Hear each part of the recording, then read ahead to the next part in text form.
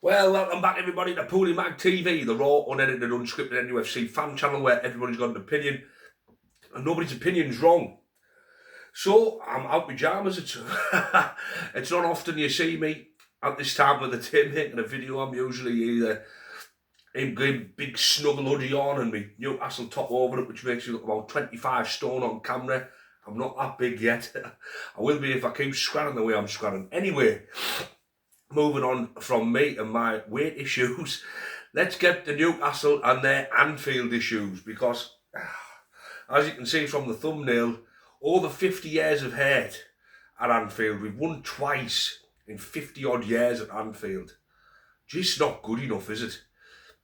We're meant to be a top team and a big team, and even when we had Keegan and even when we had Bobby Robson and even when we did well with Pardew, we still couldn't beat this Liverpool team. The club, sorry, not obviously this Liverpool team, but you know what I mean. And I just think, when's this going to end? And I'm not going to tear the team apart or the manager apart in this video, but I'm not going to be, woo, yeah, and see progress.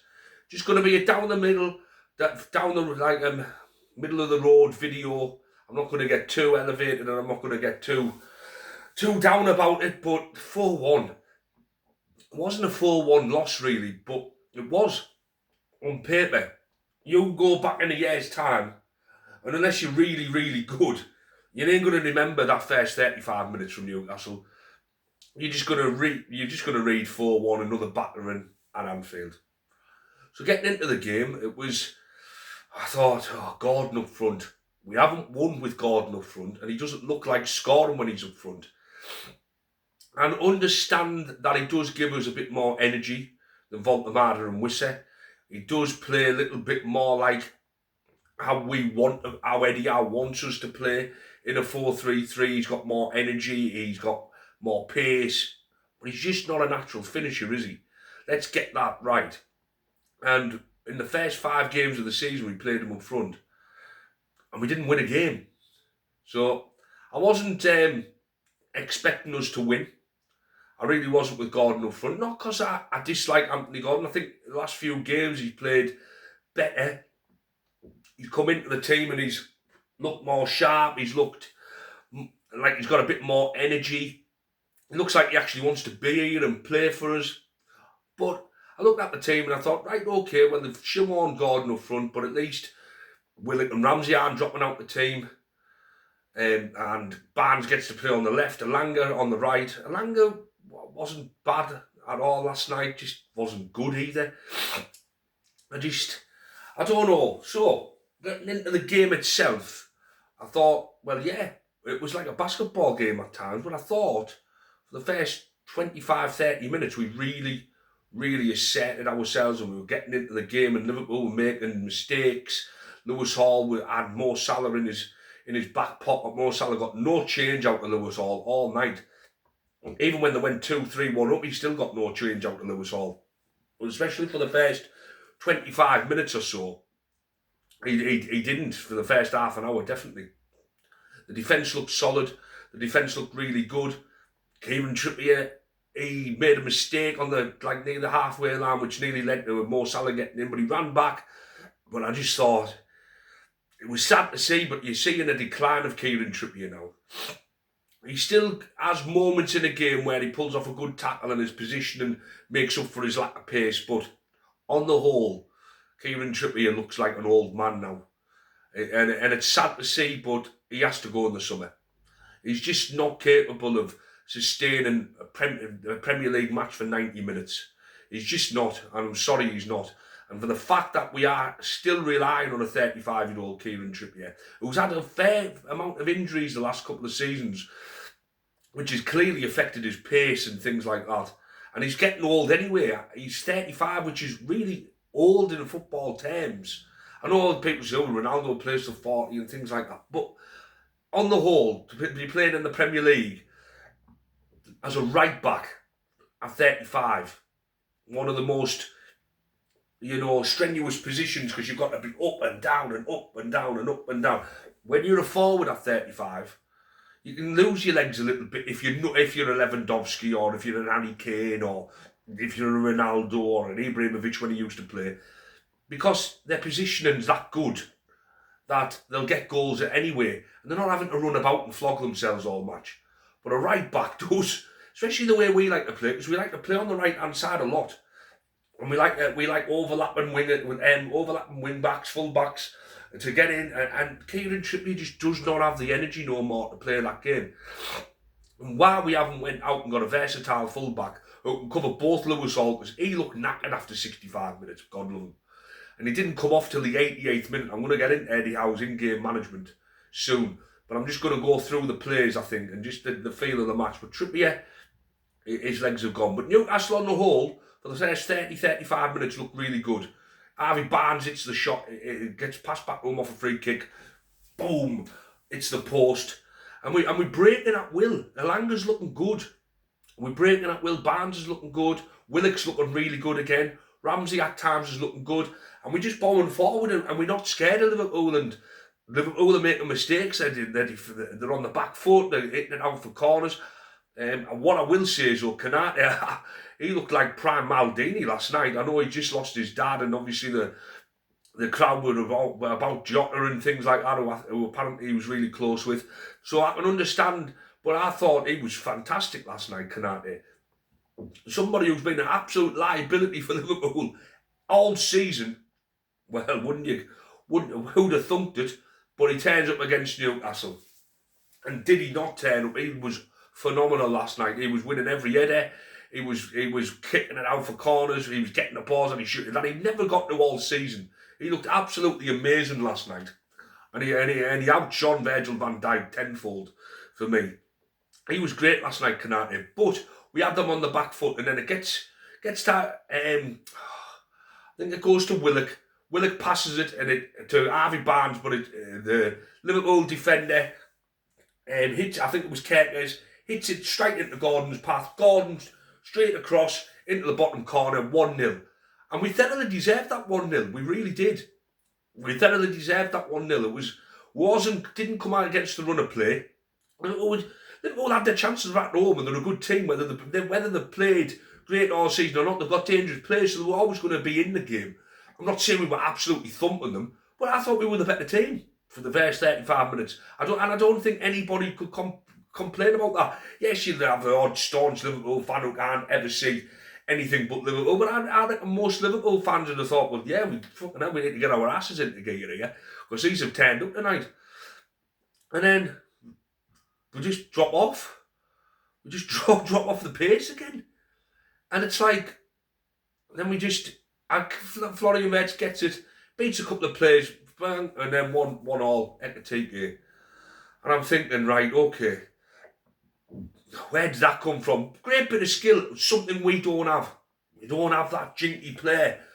Jacob Ramsey is a little bit of a shoulder dropper, but you don't see it too much in the positions he's expected to play for us.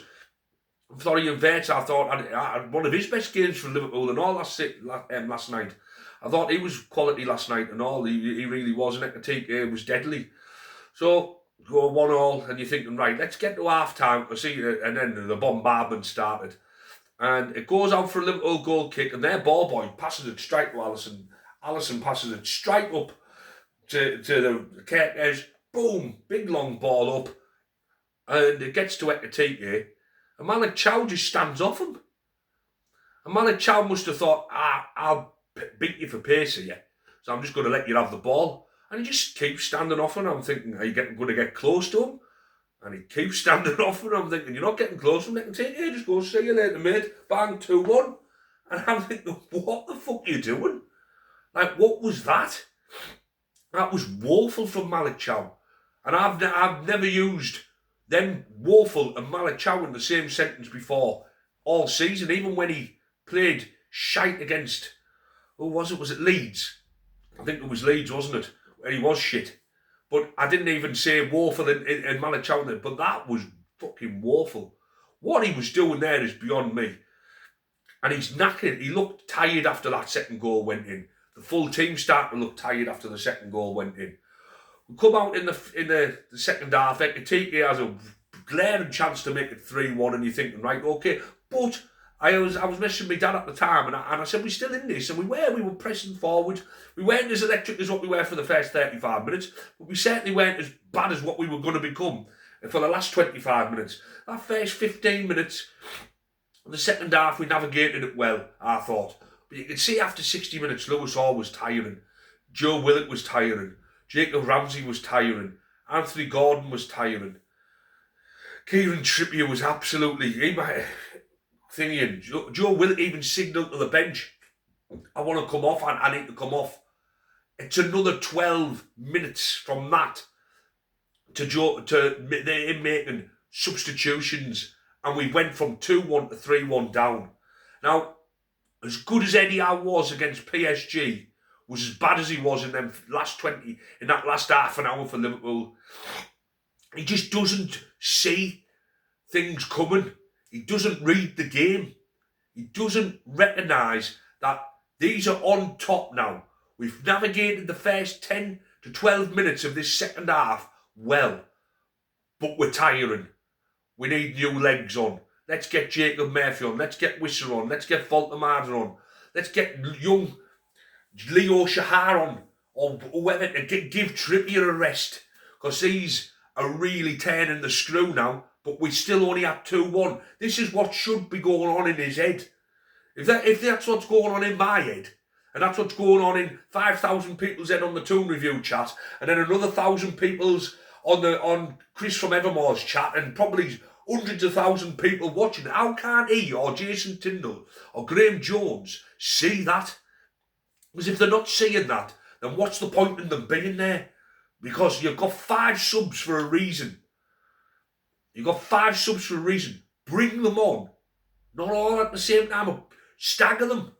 Right, 60 minutes, we're looking tired. Who looks the most tired? Joe Willock, he's already signalled. Right, okay, well, I'm going to bring somebody on for him. Right. Anthony Gordon's put a shift in, but he's looking tired now. So I'm going to bring Visser or Voltemada on for him. Trips is looking absolutely shattered. I know it's a risk, but good managers, great managers take risks. Good managers are cautious. And that's why Howe's a good manager and not a great manager. Fergie or somebody, oiled Shah on in the deep end and thought, right, go make a name for yourself, son, because I trust you. And he just doesn't do that. And then, obviously, they get Florian Wirtz then makes it 3-1, and it's game over then. And at this time, he still hasn't brought any substitutes on. And then he brings on 3 or 4 substitutes when we 3-1 down. Pointless. Absolutely pointless. They've got no chance now of impacting the game, or minimal chance of impacting the game. At 2-1, we were still in that game, and we were still in it. 3-1, you're not. It's game over then. I'm sorry, but it is.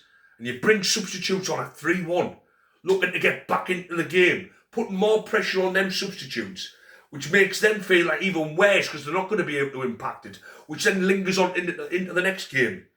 Let somebody be a hero for a change. So then the way it dwindles out, Lewis Hall goes off on the 88th minute. What was the point in that? He looked shattered from 60 minutes. Mo Salah still couldn't get past him, get past a shattered Lewis Hall. That's how good Lewis Hall was. But he did, he looked shattered. And then it goes to 4-1. And you get what you deserve. I'm sorry, but you do. You get what you deserve. We were in that game. No, I'm not saying we were as flash or as cocky or as brash and arrogant and in their face as what we were for the first 35 minutes. But if you go back and watch that old match from minute 45 to minute 60, 61, we weren't bad. Yes, Ekitike had a chance, and yes, they did. They were playing okay, Liverpool. Of course they were at home and they were 2-up. But you look at that and you tell me we still didn't create chances and we still weren't creating opportunities and we still weren't getting corners and we still weren't putting them on the back foot because we were. And to not make changes, come on, man. Better in-game management is needed from Eddie Howe. So, my man of the match, Newcastle, Lewis Hall, by country mile, by far the best player on the pitch, by loads to be fair, 9 out of 10 for him. Worst player, probably Probably Chow, if I'm honest, but he looks shattered. That's 32 games in a row he started. We need reinforcements and we're not going to get them. So make of that what you will, because that's another video for another time. Eddie Howe, 5 out of 10. Performance, 5 out of 10. Got to be better.